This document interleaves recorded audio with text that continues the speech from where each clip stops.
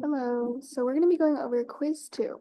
So for number 1, it asks us to select all the systems that can represent this top system. So Shelly, my question is, what exactly does an equivalent force system mean? What are the conditions that we have to meet? So the equivalent force system means that if we have two separate systems, the resultant force of each system has to equal to each other, and also the result moment, well, all the moment acting on the system and the moment caused by the resultant force should equal to each other too. And for this problem, how I approached this problem is I first found the resultant force on the system, which equals to -10 Newton, and then I found the moment, which I label here, it's 50 Newtons going counterclockwise. Wait, sorry, going clockwise. So that will give me -50 because I defined the system going counterclockwise as positive. And then I calculate the moment caused by the resultant force, which this is also going clockwise. So I have total of -150 Newton meters. After knowing that, I'm gonna test with each system. So for the first system, I have my resultant moment being -150, which is match my second condition. But for the first one, I don't have a a resultant force that equals 0, so it doesn't match my first condition. So I passed the first one, and the second one I calculate the resultant force, which is -10 Newton, match with first condition, and then the moment about B point is also equal to -150 Newton. So I circle B. For C, I got -20 resultant force, which doesn't equal, which the first condition doesn't match, and then the second condition is far off. So I only selected B for this question. Yeah. Oh, also, I think Shelly forgot to mention, but there are forces at sea, and while we don't know exactly what the magnitude of these forces are, we know that they're all the same. And we know that they all produce the same moment about B. So we're not really looking for that in each of our options because they're all the same. So they don't really have an effect on the calculations. Also, yeah, those conditions were not meant for A and C. And number 2, what reactions do we have?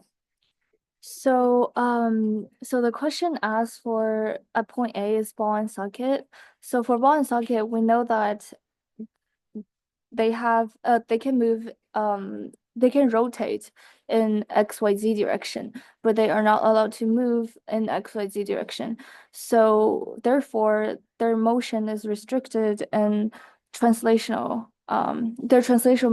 their translational movement is restricted.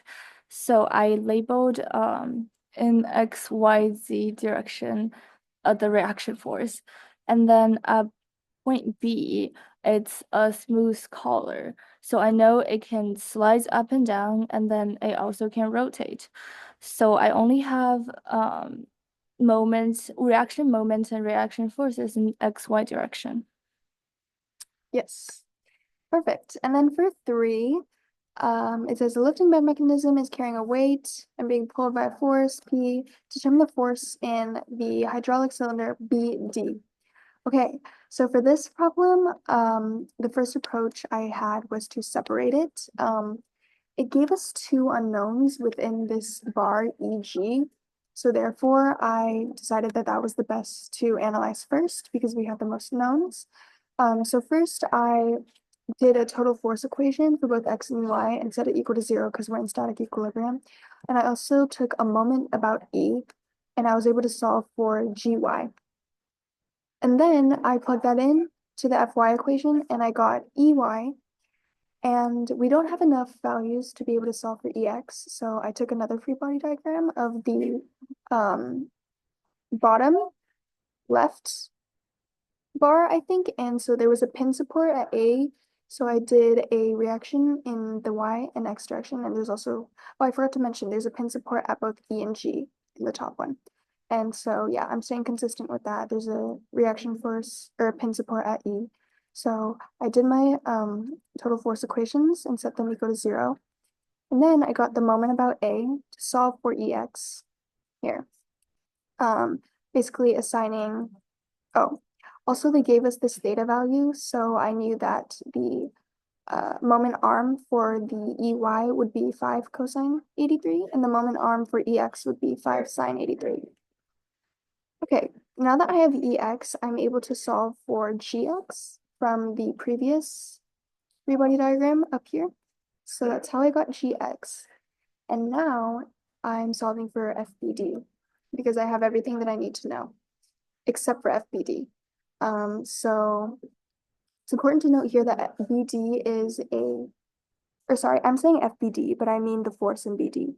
It's important to note here that force BD is a two-force member, or yeah, it's a two-force member. So the reactions can be simplified. So instead of doing like reactions in like the X and Y direction, I just simplified it to one force, and I can use the angle that they gave us to do cosine and sine for the X and Y components. I also there's a pin support at GX and GY, or sorry, there's a pin support at G, so there's a reaction in the X and Y direction, as well as a pin support in C. I didn't put P in this free body diagram because we've already accounted for P in the top free body diagram, and we can't count it twice. So yeah, P can be removed in this case, and essentially like combined with the pin in G. So I summed up the total forces in the X direction as well as the Y direction, and I set them equal to 0. And then I found the moment about C.